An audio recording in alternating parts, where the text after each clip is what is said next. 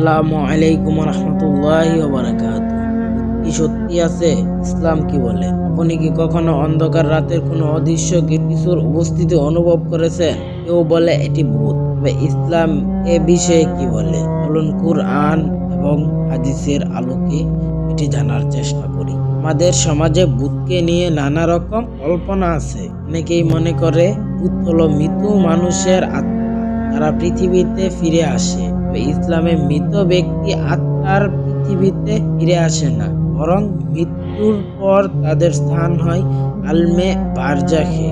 ইসলাম বলেছে ভূত বলতে যা বোঝানো হয় তা আসলে জিন। কোরআনে বলা হয়েছে, আর আমি মানুষ এবং জিনকে আমার ইবাদতের জন্য সৃষ্টি করেছি। সূরা আয-যারিয়াত আয়াত ৫৬।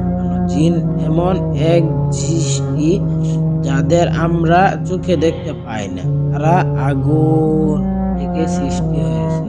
জিনরা মানুষের মতো স্বাধীন ইচ্ছা শক্তি রাখে। কিছু জিন ভালো, আবার কিছু জিন শয়তানের মতো। তবে জিনের ক্ষমতা সসীম, বরং আল্লাহর হুকুম ছাড়া তারা আমাদের কোনো ক্ষতি করতে পারে না। কখনো যদি অস্বাভাবিক পরিস্থিতি অনুভব করে, তাহলে ইসলামে আমাদের শিখিয়েছে কিভাবে সুরক্ষা পেতে হয়। আয়াতুল কুরসি পাঠ করুন, সূরা ফালাক ও সূরা নাস বারবার পাঠ করুন। আল্লাহর উপর পূর্ণ আস্থা রাখুন।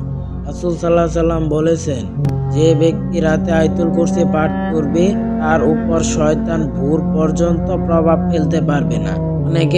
অনেক সময় আমাদের ভয় মন গড়া হয়। জিনরা আমাদের এই দুর্বলতার সুযোগ নেই, কিন্তু মনে রাখবেন আল্লাহই সর্বশক্তিমান। সুতরাং ইসলামের দৃষ্টিতে ভূত বলতে কিছু নেই, কিন্তু জিন আছে, আর আমাদের ক্ষতি করতে পারে না যদি আমরা আল্লাহর উপর ভরসা রাখি। আসুন আমরা আমাদের ঈমানকে আরো মজবুত করি এবং অন্ধবিশ্বাস থেকে দূরে থাকি।